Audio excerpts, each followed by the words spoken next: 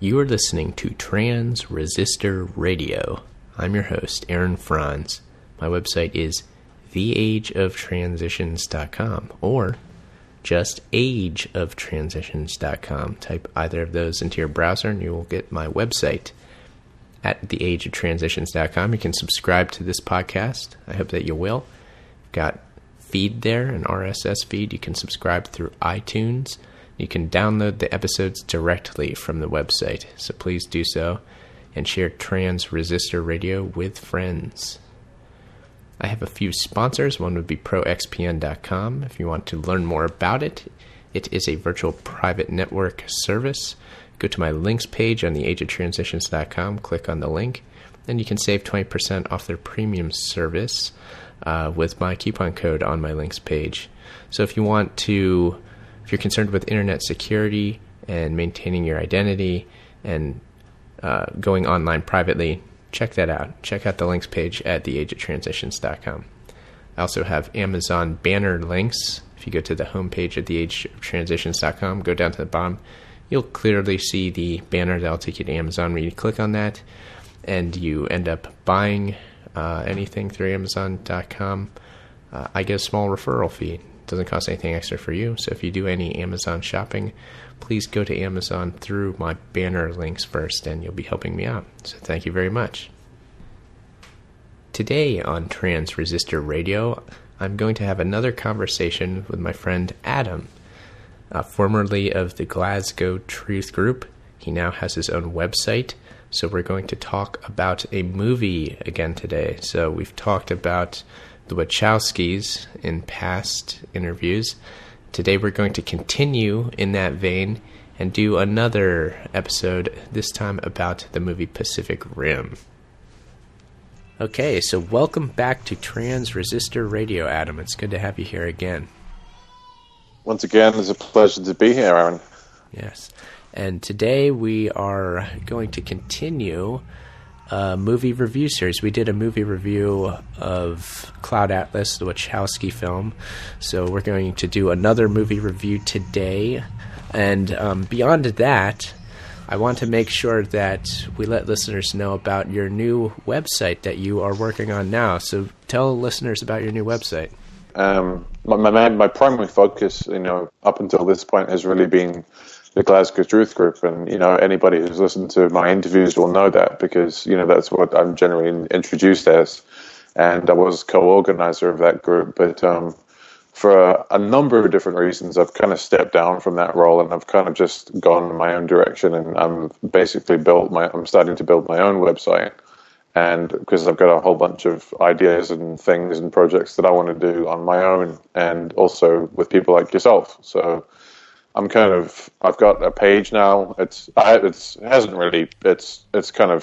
it's basically just a holding page at the moment because I'm still learning how to build websites, but not easy.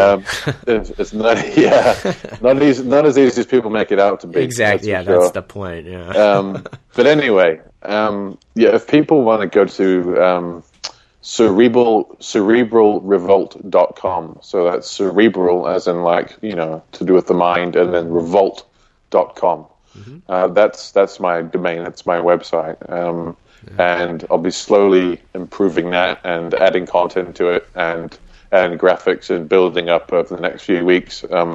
As I said, at the moment, it's basically just a holding page with a little banner, and I've got one article up there at the moment just for the sake of it. And so there's nothing really there at the moment, but if people want to go ahead and bookmark that for future reference and sort of check back regularly, they'll find that it's definitely going to be getting built up, and there's going to be some cool content on there pretty soon because there's some definitely some interesting projects in the works that I think the kind of audience that listens to our shows would be interested in.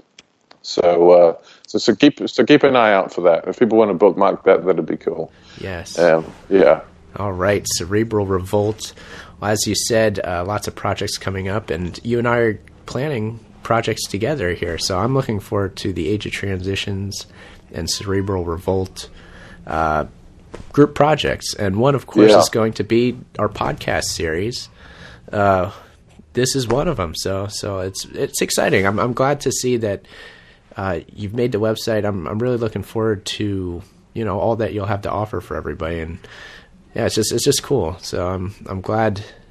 I'm very excited about this, really.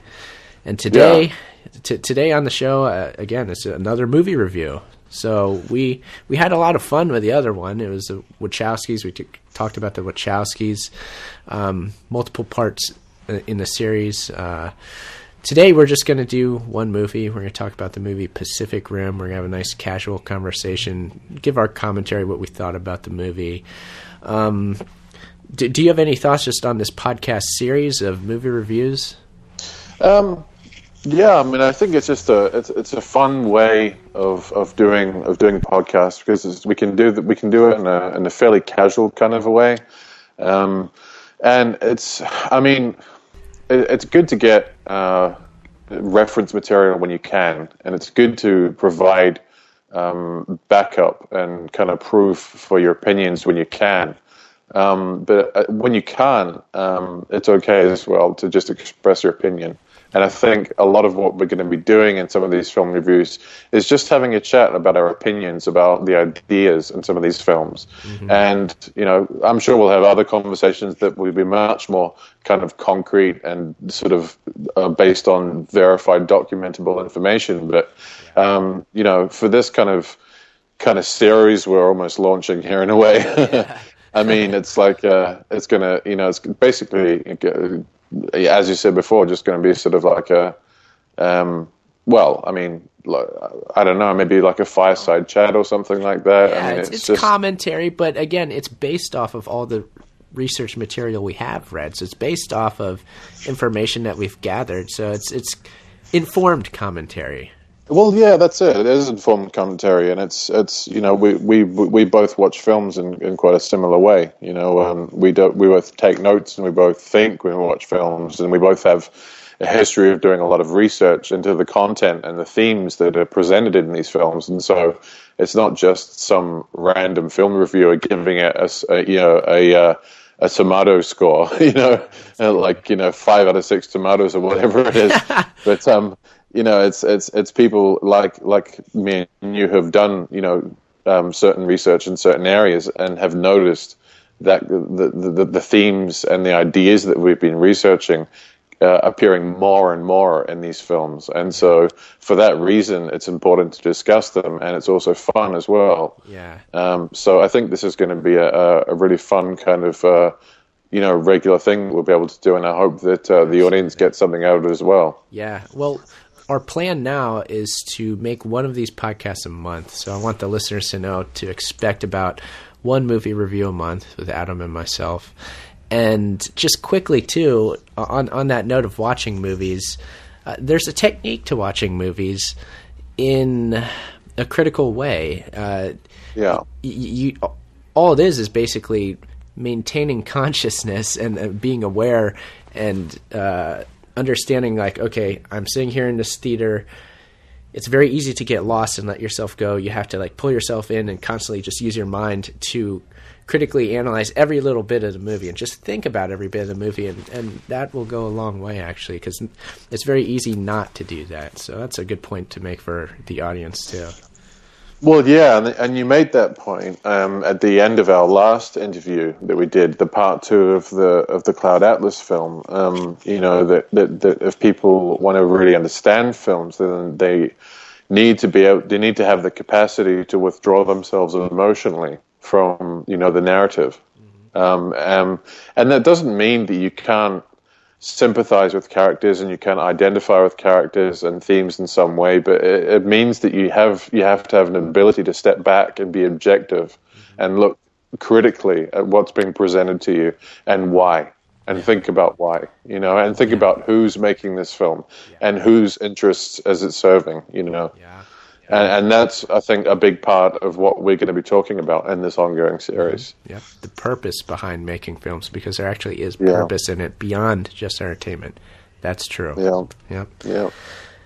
Well, today we're going to be talking about a summer movie blockbuster from this year, 2013. The big movie Pacific Rim by Guillermo del Toro, correct? Am I right there? That's right. That's right. I'm not sure how you pronounce it. He's a Mexican director. Mm-hmm. He's a Catholic who has a background in making kind of horror, fantasy sort of films with a lot of religious undertones and symbolism. He admits to that. Even he's quite open about that. That being a Catholic, he likes to delve into the so-called, well, not maybe not the occult, but into the realms of paranormal content and fantasy and spiritual and those types of themes. Yeah, a lot of spiritual concepts as well, and those pop up in his films, and we can talk about that later down the track. Some of the religious ideas that have popped up, but I mean, he's quite well known. I mean, Pan's Labyrinth was a perfect example of the kind of film that he makes. Yes. So this is a totally different film, but you're also seeing a lot of the same themes come through in various different ways. Mm-hmm. But Guillermo or Guillermo del Toro, was the director, and then you had a couple of other guys from Legendary Pictures who produced the film, who were also involved in producing films like the recent Superman reboot and also the last Batman trilogy, which have also been big summer blockbuster films, and have possibly, had ties to the military-industrial complex as well, with some of the ideas that are being promoted in those films, which have been discussed in other interviews that I've done, I think with yourself and with other people too. So, what about overall thoughts on the movie itself? Like any things maybe from the beginning of the movie that you'll notice? Well, as far as the movie goes, I mean, it's basically 2 hours of spectacle. It's 2 hours of CGI. It's 2 hours of Iron Man versus Godzilla. Battling it out and fighting. And so I think in a lot of ways this was definitely directed at a younger audience, just because the acting is pretty bad. I mean, I'm not sure if you picked up on that, but the script and the acting is not A grade stuff. It's well, like you said, it's bright colors. Bright colors, fast action, lots of flashing and all that. Yeah.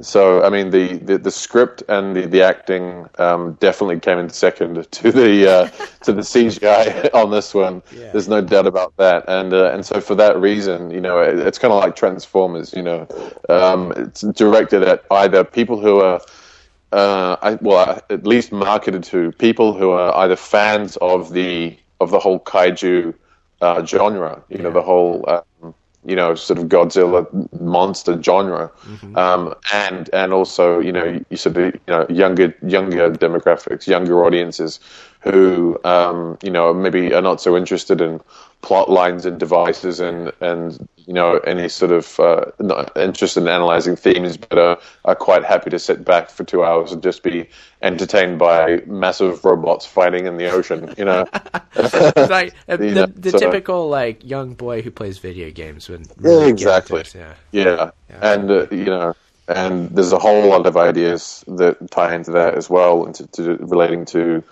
the promotion of military-industrial organizations and the role of the military-industrial complex in society as well. Absolutely. But we'll get into that later on.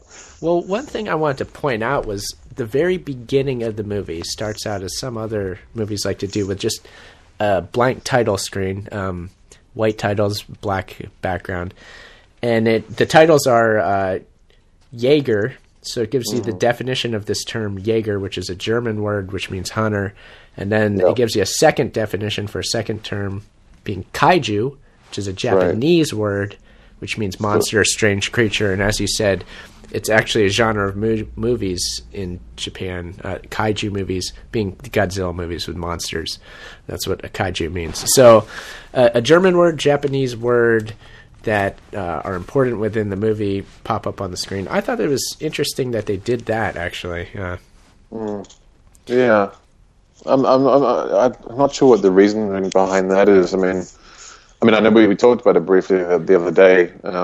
If you think back to the Second World War, I mean, the two major powers that the Western Alliance and Russia were fighting were Germany and Japan. Exactly. It definitely, to me, it definitely brought that up. Just like the thought, just a little glimpse of the Second World War. Not that they're really even going anywhere with it, but it just. I don't know what that means. I don't know what that means, but that's what I thought as well when I saw those, two words and thought about what significance might be there. Mm-hmm. So, I mean, people can think about that, and if maybe there's some other connection we haven't thought of, ourselves. But the whole movie in general is definitely promoting globalization, globalism, what have you, and the whole World War, everything about World War ties right into that. Yeah. Well, the whole Third World War scenario, that's what it really is. I mean, the first, as you say, you've got the intro where you've got this blank screen, and then these two definitions pop up of, the last two major aggressors in the last major World War, in terms of dialectical,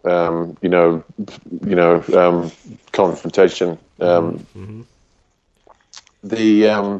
The next sort of 5 to 10 minutes of the film are basically one of the main characters narrating the background of the story to bring you up to speed to where the film starts off, and he basically talks about how the first kaiju turned up when he was 5 years old, and then the second one turned up, and then blah blah blah blah blah. They kept coming, and then he talks about how the world came together and we had to put old rivalries aside and we pooled our resources and we established a global government and we established this kind of this kaiju program, which is basically, it's kind of like, it's not really the bureaucratic structure under which the Jaeger program is run is not really kind of expanded upon in the film, but it's basically kind of like I kind of see that as like an allegory for NATO under a world government. Something like that for sure. It's kind of like half corporate, half public sector, half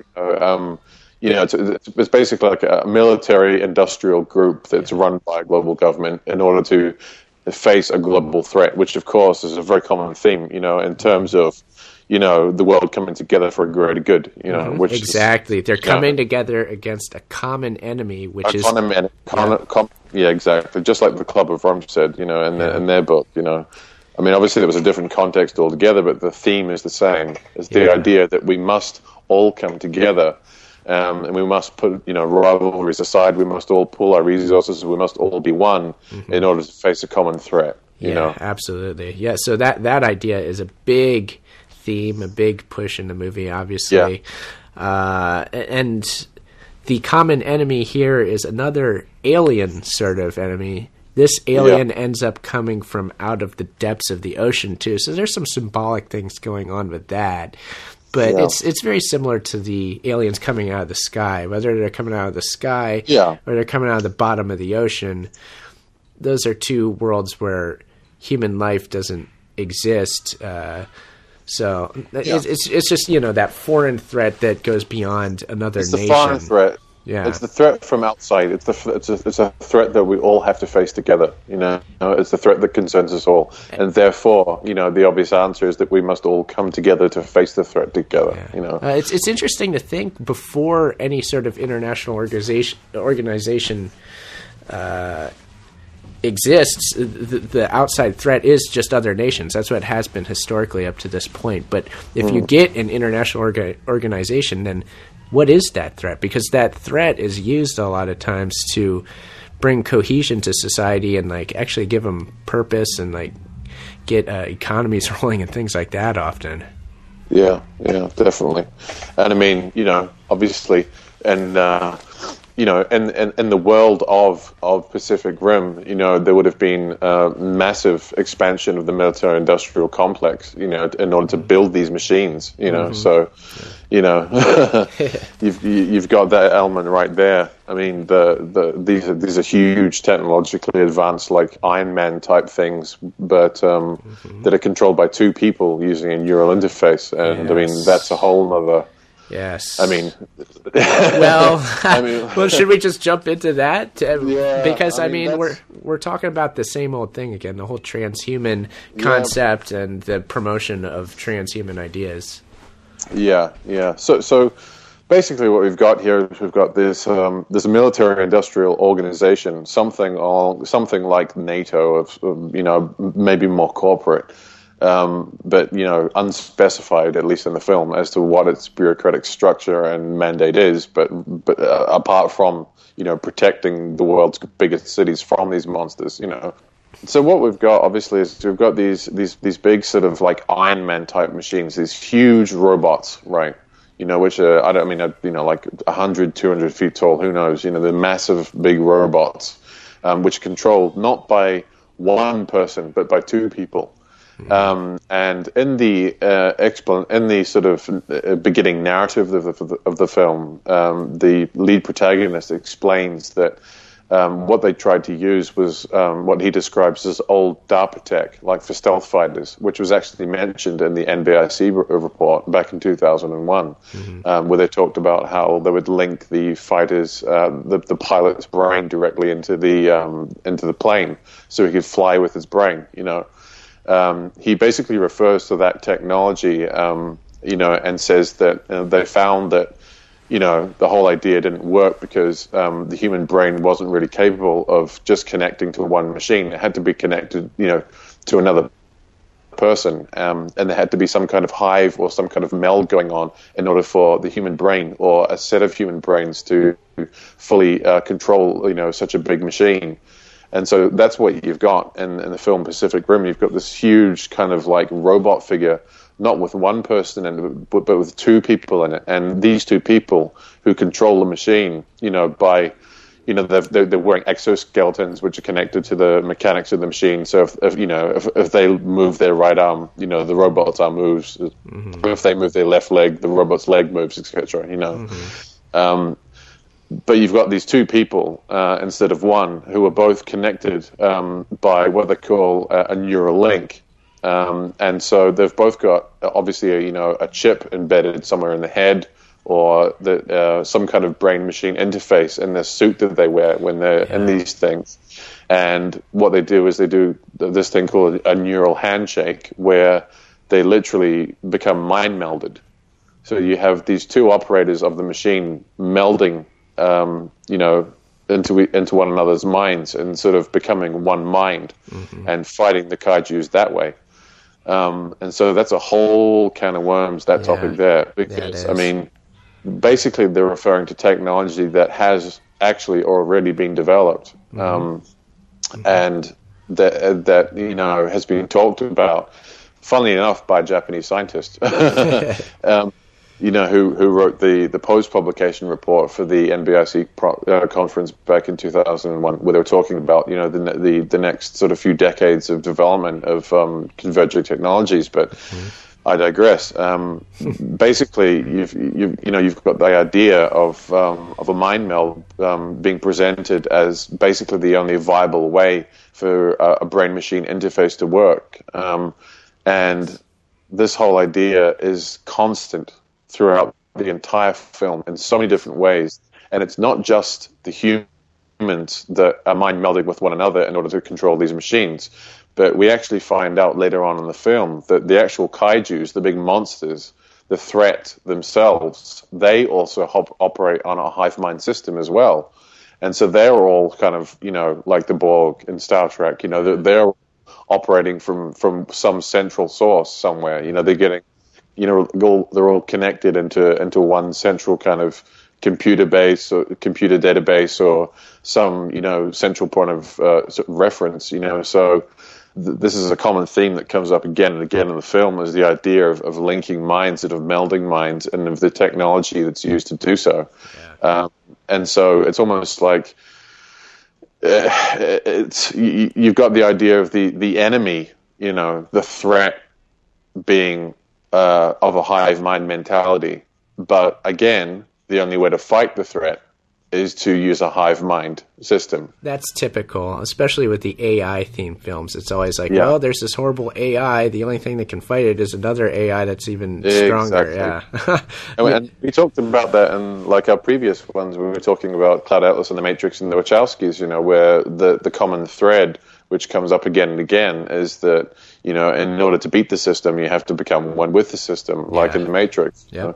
The only way to take down the Matrix is to plug into the Matrix, so it's kind of like the same theme coming up again, where you've got this hive mind alien species who are invading the planet, but the only way that we can fight them is to actually start, creating hive minds of our own and mind melds of our own, and there's a very, very important concept and one of the most significant concept within the whole transhuman arena, as far as I'm concerned, at least. Yeah, well, fighting fire with fire, it's that whole idea for sure. Yeah, I mean that's definitely in there. Yeah.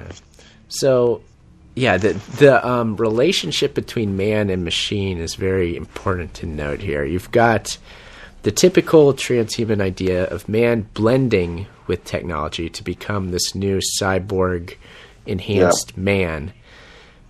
But beyond just the link between man and machine, we also have man, machine, and the mind and even spirit of man being imbued into the machine, because that's the way in which that the machine is actually controlled. And the movie works in such a way in that the machine has to be controlled, and it only is controlled when there's a hive mind element to it. Yeah. Yeah. So I mean, that's obvious that they're throwing in all these separate concepts and jumbling all together on purpose, because they wouldn't have to do that. It could just be like these people controlling the machine inside, and no need for the mind meld. But all these transhuman ideas, they all do connect, and so it's definitely showing that.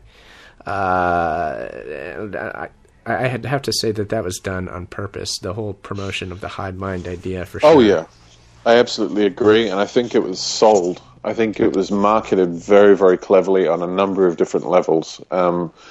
There's so many ways that they've done it in this film, and I think this was a definite selling point for the transhumanist idea, and for the whole idea of the idea of a hive mind rather than an individual mind, which is quite profound. I mean, come on, people, think about that.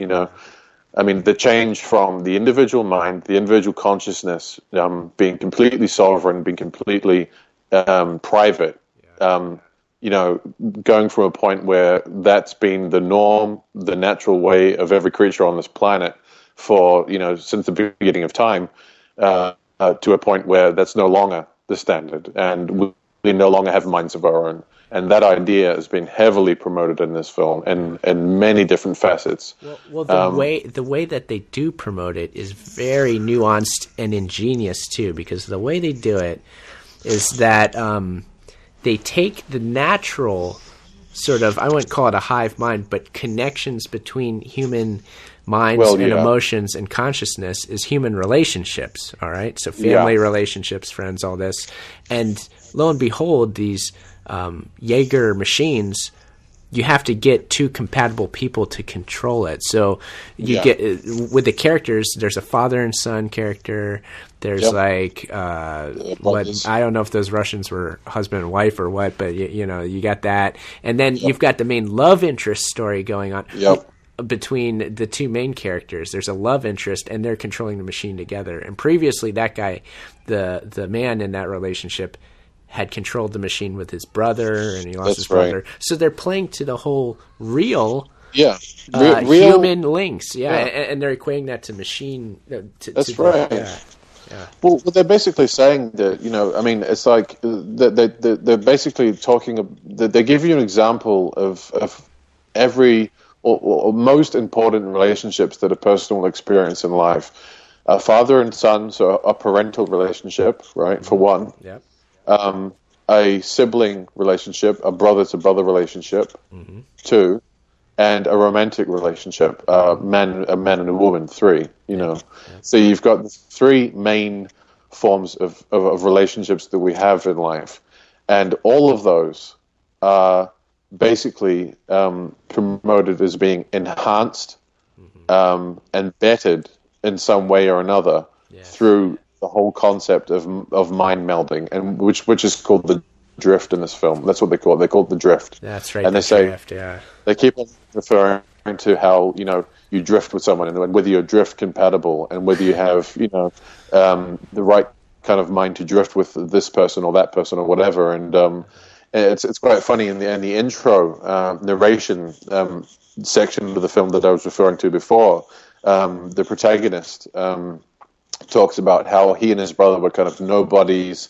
They weren't athletically gifted or they weren't particularly intelligent or anything like that, but they were drift compatible, and so automatically they became heroes. And so right there you've got the idea of someone being sold an idea of, I might not be anybody without this kind of technology, but this if I'm drift compatible, then hey, maybe I could be a hero, I could be somebody. And I mean, maybe not for an adult, for a small child watching that film. Oh yeah. For the youth, for people who it gives them an example of what to strive for. Yeah, exactly. Yeah. I mean, it really is. I mean, for younger viewers watching a film like that and seeing those types of concepts at a young age, I mean, it's going straight into the subconscious. Oh yeah, absolutely. I mean, there's no critical analysis at all. I mean, it's so you really are doing a lot of predictive programming in that sense. Yeah. Well, they play to that same thing in another part of the film. Again, the main character has left after losing his brother. He leaves the whole Jaeger scene and he goes to work on this giant wall. So he's working this construction job that is difficult manual labor, and it's not a fun job. And then they try to re-recruit him, and the guy comes back to him from the military or wherever. He goes, do you want to spend the world's ending? So he's playing to the idea of the apocalypse. The world's ending. Do you want to spend it here on this wall, or do you want to be in a Jaeger? So So they play to the whole apocalyptic idea. What does one do during the apocalypse? And they also play to the sense of adventure. You want to get out there and do something exciting. You don't want to have some crappy manual labor job. And also, you want to be part of the establishment. You want to be looked after, because you'll notice that when the scene where it shows him sort of signing up for this job, working on the wall. They call it the wall of life. Basically, in the film, if people haven't seen it, what's happening is, it starts out with, they talk about the fact that, the Jaeger program's too expensive, it's ineffective, so we're going to shut it down in roughly 8 months, and, until these walls are completed, we're going to build these big walls around all the major cities, and then once the walls are done, we're going to decommission the Jaeger program.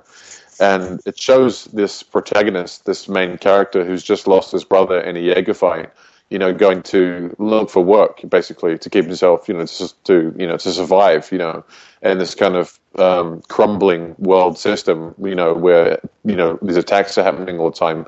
And, it shows him walking into this construction site where it says, ration for work, And so you've got the whole idea of, work being scant, of economic instability, of economic depression, of poverty and destitution, of having to do, despite your military skills and your background or whatever qualifications you may have, having to do hard, grinding, risky labor to get a ration. And, it doesn't say money, it says ration. So you've got the whole idea of, a ration card or a credit, for a meal or whatever it is, so, the whole thing being run by some kind of structure, which is obviously tied into a lot of, various agendas, which, are a whole other topic altogether to go into, but which people who are listening to the show are probably quite familiar with in terms of, the changing, at least the planned changes of the economic system over the next, say, 10, 20 years or so, and from cash, at least for the working class, into kind of like a ration system, and a credit system, Yeah. Yep. So, I mean, that is definitely presented in the film right there, you know. Yeah. I mean, and a kid watching that film is going to subconsciously accept that as being the future. Yes. And so, you know, that's predictive programming for you right there. But, yeah. So you get back to the human-machine bond, yeah. Yeah. To get back to that, I mean, that is sold in a number of ways, as we discussed before. I mean, with the three main types of relationships that a person is going to experience in their life. But one thing I picked up on, I think, more predominantly perhaps than some of the other relationships, was the romantic appeal. And this is something that's not just in the Pacific Rim, but in other films as well that I've seen, and another sort of sci-fi type TV shows, where you've got some kind of a hive mind system or some kind of brain chip system where, you know, two people's minds are linked into each other's, or linked into a system or a computer, and basically all that's talked about is how, you know, this technology has brought us closer together.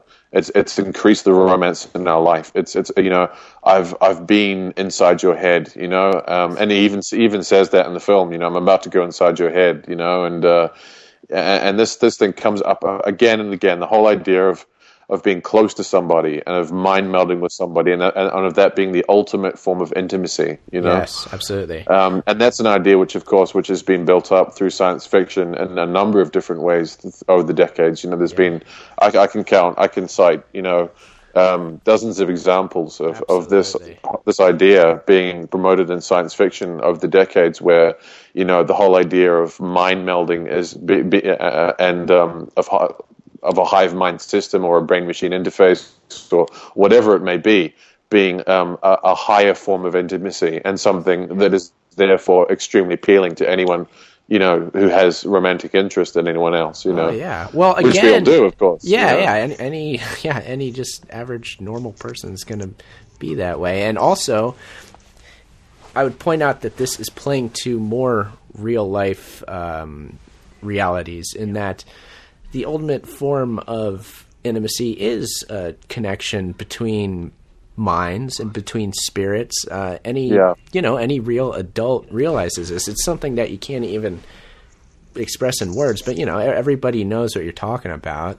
So, I mean, they're playing on that real phenomenon, but they're adding in the twist that, well, that's better in a machine. Yeah, exactly. Yeah, it's better if you add a machine into the mix. It enhances it. It takes it to a whole new level, you know, and that is definitely played on in the film in a number of different ways. You know, I mean,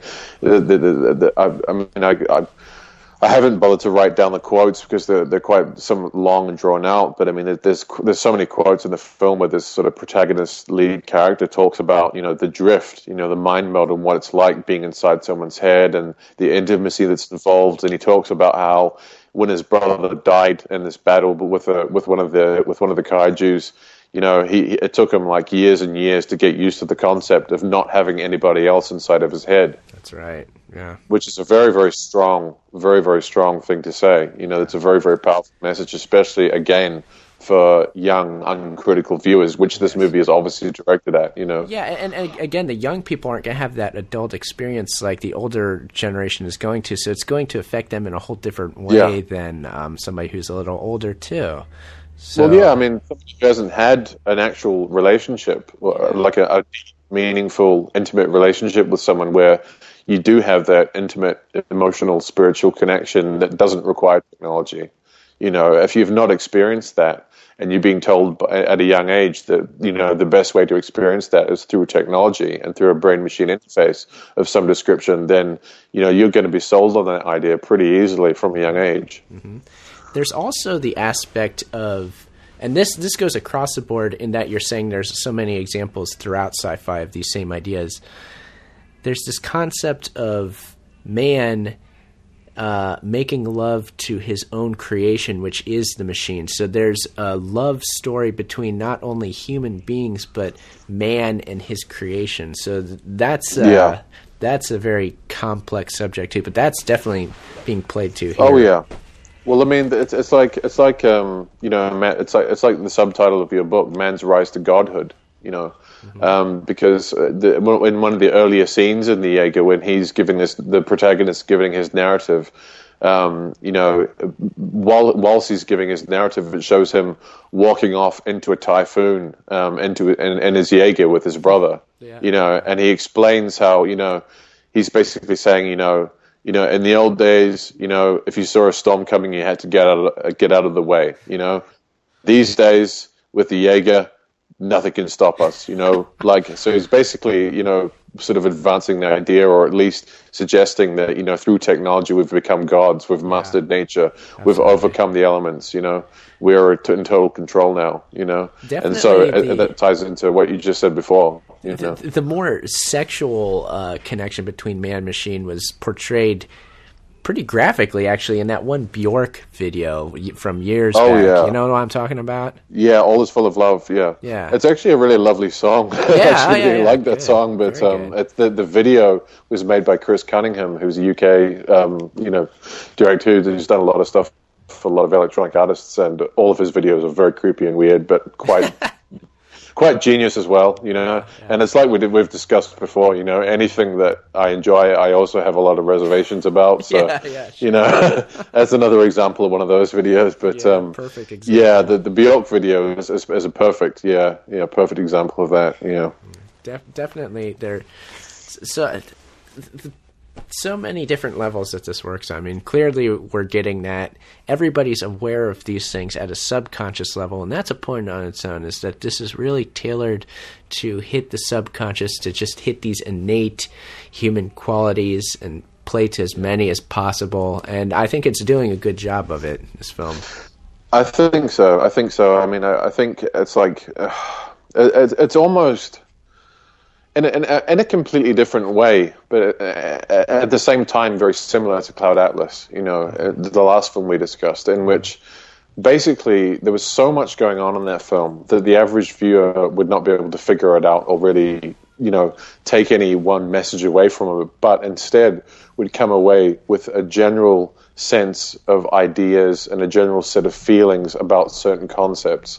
And I think the same was done in Pacific Rim, where basically you just blasted for 2 hours with absolute crazy CGI spectacle, with just these big monsters battling these big machines, and destroying cities, and it's just total carnage and mayhem for 2 hours basically. But at the same time, you're constantly, I mean, over and over again, just being, given this whole idea that the idea of that a mind meld is, a natural kind of enhancement, that it's a natural progression forward. That it's necessary to deal with the common threat. Yep.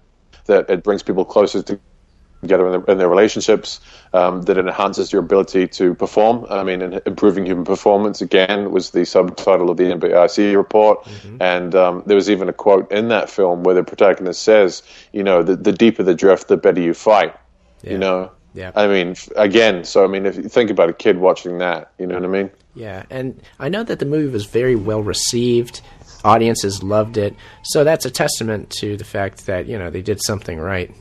The filmmakers did, that they made a movie that people enjoyed. So that's really the main goal, is you got to make sure that the audience is going to like it, and you slip your ideas into a film that people enjoy, and then that's the whole. Well, that's it. I mean, I've read a number of reviews of this film, and they're all quite positive, which I didn't expect, to be honest with you. I expected maybe people to be a little more sophisticated and critical. Exactly, because like you're saying, the acting was clearly not good. Yeah, the acting and the scripting was awful, to be honest. But I mean, all the reviews were generally very, very positive. And none of the topics that we are now discussing were mentioned at all. I mean, basically all the reviews I've read of it are basically people just saying, "Oh, this is such a great action film. Just sit back and enjoy the spectacle. It's a classic, monster film. Just it's just enjoy it. And there's nothing too much to think about. There's nothing. There's nothing. That's the selling point too. Don't worry, you won't have to think. It's exciting. Yeah, and fun. exactly. It's just like it's like mental chewing gum, basically, or mental junk food. Just sit back and chow down and be satisfied and get your fix. While simultaneously being, programmed with all these subconscious messages regarding because no matter how your conscious mind works, your subconscious mind can never be turned off. It's always working. It's like people who watch TV commercials and think that they don't affect them because they're not paying attention.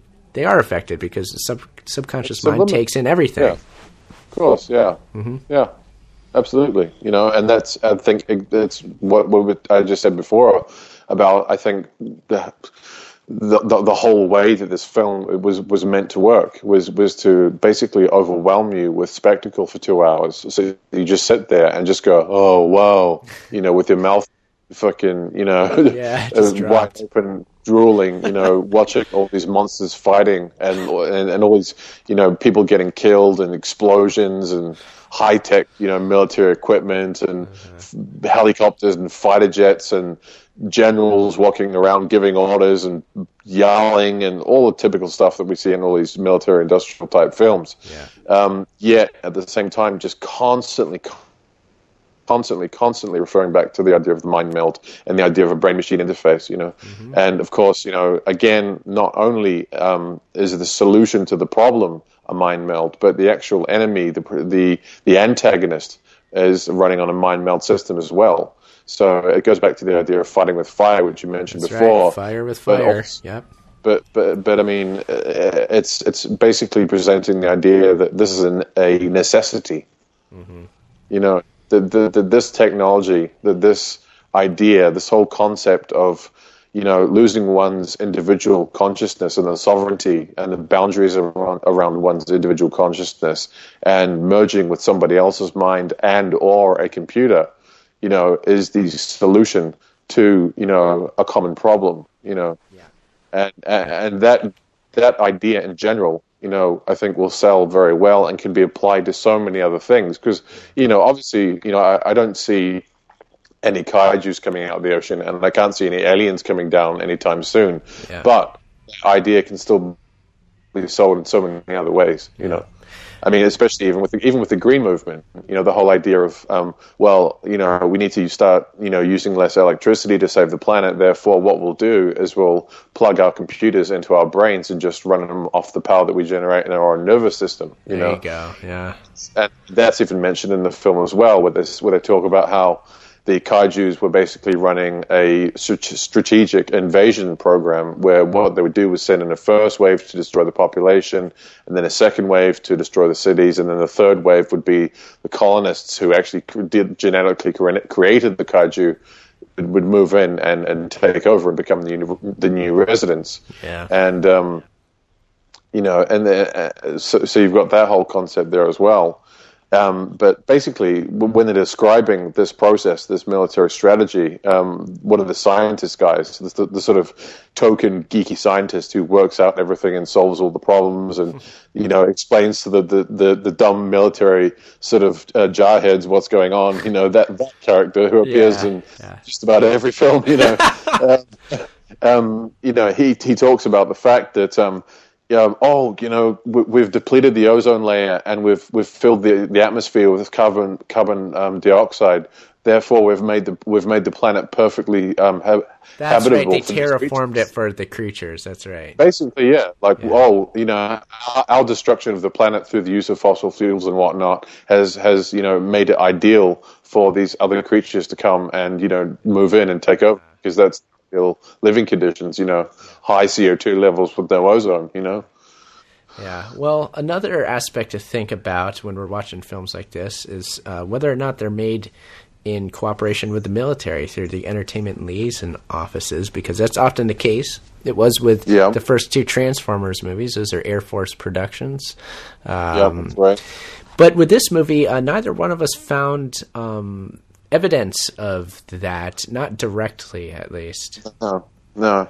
I mean, I had a good look around, and as I said, the only people I could find were basically just some high society types, people who are members of Legendary Pictures, who are the distributors for the film, who were, these guys are like Forbes 500 people, so they're extremely rich, extremely powerful, and no doubt, members of the Council on Foreign Relations.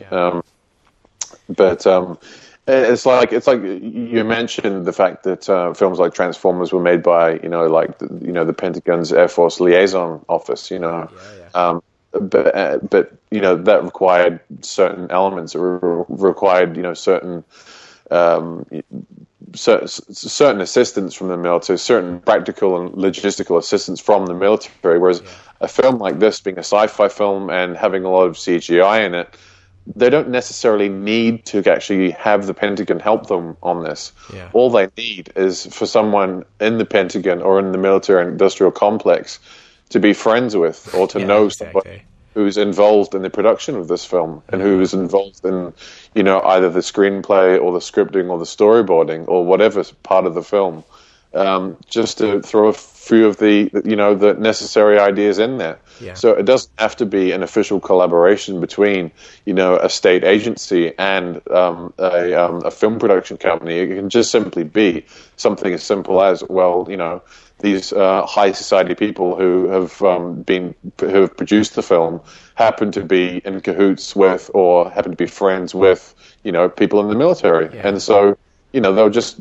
be told, well, okay, we would like you to throw in these messages and make sure that there's a focus on these themes, and Yeah, just the whole transhuman project has been a group project anyway. Like it's all across the board. It's private industry, it's the film industry, it's military developing a lot of the technology along with universities, and they all work together. So I mean, it's just a constant thing. Yeah, that's the thing. It is a constant thing, and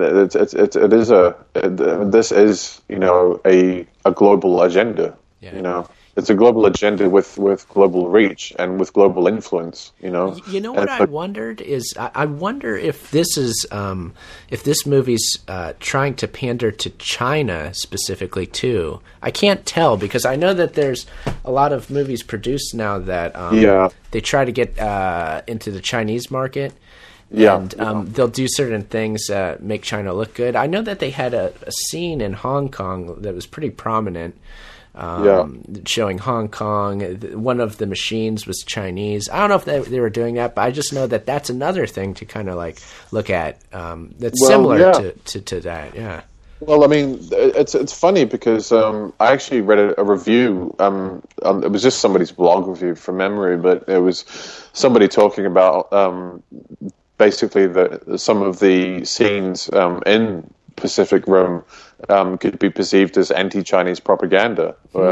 So I'm not sure what angle they were taking there, because I didn't read the entire review, but I mean, there might be something to that. I mean, maybe that's worth further exploration. Perhaps that's it. Yeah, perhaps they're not pandering to China. Maybe it's the opposite. There is a lot of...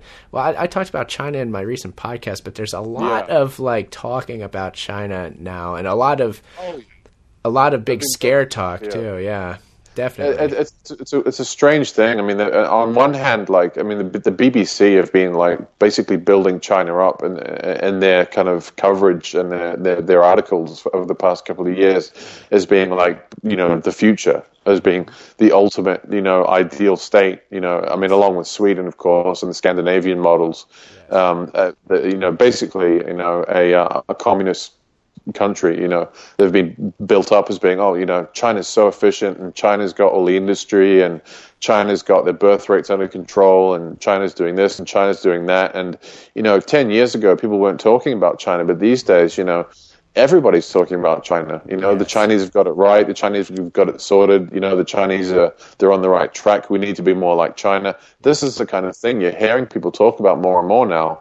And it's I mean, if you live in the UK and you read anything on the BBC, if you've got if you've got the wherewithal and the patience to wade through their propaganda matrix, I mean, there's a lot. I mean, they're constantly doing articles on China and how great China is, and the modernization of China, and even Edward Snowden, when he did his whole whistleblower escape plan thing. I mean, where did he go? He went to Hong Kong, and he did a protest in Hong Kong about how Hong Kong was great and how Hong Kong was all about freedom of speech, and how the Chinese really know about human rights. And I mean, come on, Yeah, there's something going on, no doubt about it. Yeah, some global intrigue happening here, right among us. Yeah. Were there any other thoughts that you had on this film? Because that's about it here on my end. I can't really think of any other really important things. Yeah, I mean, there's lots of little notes. I mean, I think the main thing that people should think about when watching this film, and obviously anyone who's seen this film will, and who's thinking critically would have picked up on this. But I mean, again, we just go back to the whole idea of the mind meld, and the idea of this being the logical, progression of technology into the future, it being a necessary concept, a necessary technology to fight common threats, common threats to humanity as a whole, being something that can bring us closer together as human beings, being something that can improve our performance as human beings, both physically and mentally, something that can basically increase our intimacy and our relationships, and also something that is necessary in so many other ways to do with a lot of the other agendas, say, like the whole carbon agenda and the green agenda, and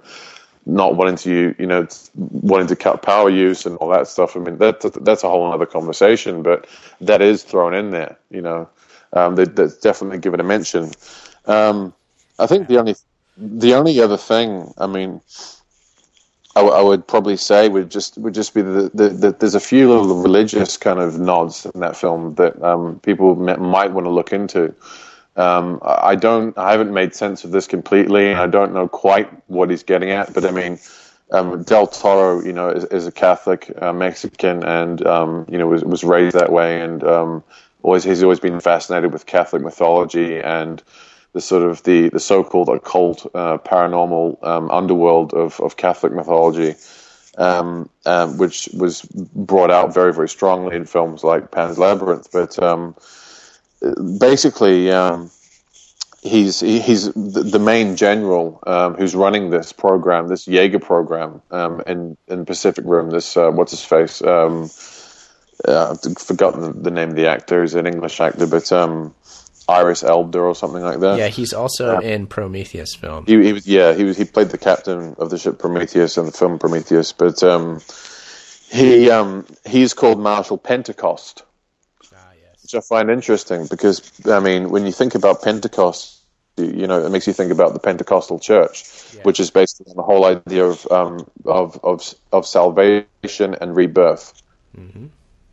And so, if you think about those concepts, salvation, rebirth, and also not only salvation and rebirth, but with a focus on spiritual warfare against perceived adversaries as well. Yeah, that's something that's very, very, very prominent within the Pentecostal religion. Is the whole idea of this of the crusade, of the crusade against other sects or other religions, because they're on the true path. The one God, they're in communion with the divine, and anybody else who claims to have any other type of religion is their enemy. Yeah. So you've got the whole idea of a Marshal Pentecost being, tied into that whole particular sect of Christianity and all of its facets and ideas, to do with rebirth. With Pent, that is that's referring to the number 5. You've got the Pentagon, of course, too, and that's a military thing. They chose a Pentagon. Yep. You've got the number 5 relating to the human hand too. There's 5 fingers on the hand. You'll often see a lot of the hand holding the sword. There's a lot of the hand symbolism of the hand is immense. But the whole Pent thing and warfare is definitely a connection there. For sure. There's definitely a connection to do with the Pent and the warfare, but also the religious idea of Pentecost. Him being Pentecostal, with a big focus, as I said again, on on rebirth, on salvation, on a savior. Yeah. There's obviously the savior in this case being himself, as the leader of this military industrial. Himself and the program he runs. Yeah. Exactly, himself and the program he runs, which is, saving humanity. And the whole idea of warfare as well, of basically opposing and, almost perhaps violently. I'm not sure what the Pentecostal religion has to say about violence, but, of violently opposing those who would, not be a part of your particular sect and who would oppose you and be a part of a different religion. That idea is definitely part of their religion as well. So there's a few religious nods in there, and of course there's the wider religious aspect of the stuff that we always come back to of man becoming God, absolutely, and overcoming himself, overcoming the elements, and basically man having to achieve his own salvation and doing that through technological means. Exactly, that's one of the things, of course. And of course, the one of the sort of more pertinent themes, which I thought was quite interesting right now, especially during the political climate we're experiencing in 2013 and in the last few years, is the fact that even though they established the idea that a world government is necessary to facilitate a resistance against this Kaiju invasion, they portray the world government bureaucrats as basically being incompetent. Because they want to shut down, oh no, we're going to shut down the Jaeger program. We're just going to build some walls around the cities, And it's like, so you're basically promoting the idea that, okay, world government's necessary, but, these bureaucrats are just incompetent. They don't know what they're doing. What we need is strong military people who are powerful, who are willing to do the job, who are willing to do the mind meld, who are willing to fight, who are willing to use technology, and who are willing to use brute force to get the job done, and all of the traits and, concept that we've mentioned throughout the film, that is the solution. They know what they're doing, not these incompetent bureaucrats who although need them there, to administrate things and do their bureaucratic duty. Basically they're incompetent. And so and the military knows what they're doing. So there's this kind of the idea of like, get out of the way, politicians. Leave it up to the military. They know what they're doing. Gotta take action. I think. Yeah, got to take action. Exactly. Stop pissing around. Stop with all of your different ideas and your peaceful solutions. We need military action, and we need it now.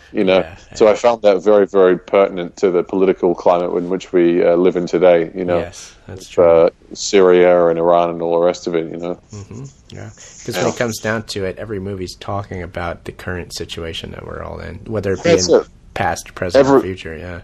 Every film that we're discussing is talking about a situation that we are or will be in, and in an allegorical fashion, and that's why we pick them, and that's why we're talking about them, and that's what we're trying to do here, is to get people to see the link between the allegory of the film and the reality that they either have lived in, will live in, or are living in. Yeah, absolutely. Well, I think that we did a good job talking about this film today, Adam. It was a lot of fun. I want to thank you again for coming back here. And is there anything that you'd like to tell listeners, maybe about your website again? Not really. I mean, I would just say, again, www.cerebralrevolt.com. I mean, basically, as I said before, it's just a holding page at the moment. There's nothing much to see there, but if people want to bookmark it, I will be continually adding content and adding banners and doing graphic design and turning it into a proper website over the coming weeks and months. So if people want to just bookmark it and keep checking in, I've got some projects coming up which I think listeners will be excited about. I'll be doing an interview with Alan Watt in the next month or two. Cool. The first interview he's done anybody in about 5 or 6 years. So and I'll probably be doing some video work, and of course, me and you have got 1,000 ideas that we have got lined up on the plate here. and of course other people as well. You know, there'll be many other guests who I'll no doubt have on as well. Probably quite similar to your site, basically. Cool. But I'll be doing it in kind of my own way, and I'll be putting up some of my own music and some of my own artistic creations as well. So it's going to be kind of an outlet for my view on things. You know, I'm no expert on anything. I haven't written a book. You know, I haven't made a film, but I think I can make a good point from time to time, and I'm going to make a website to be a platform for that. Yeah, well, you're definitely going to be back on this podcast, too. Like we were saying, this is going to be a once-a-month deal at least for these movie reviews. Yeah, well, I mean, there's so many films coming out right now that, I mean, there's no shortage whatsoever. No way. It's just incredible. The sheer output, and I'm not just talking about the content, but the output of Hollywood in terms of big blockbuster films right now is quite incredible. And so there's no shortage of films we can talk about. And if people have enjoyed this podcast, then they should tune into the next one, because we will be discussing Elysium next month. There we go. Very good, very good. All right, well, thank you again, Adam. Thank you very much for being here. No, it's a pleasure to be here. I hope the audience got something out of this. And I could only say that I think the next podcast is going to be even better, because Elysium is something else. Thank you for listening to this episode of Trans Resistor Radio. Please go to my website, theageoftransitions.com, to download this podcast and to subscribe to it. I hope that you will, and I thank all subscribers. Also, be sure to check out Adam's new website, cerebralrevolt.com. This is Aaron Franz, Seeker.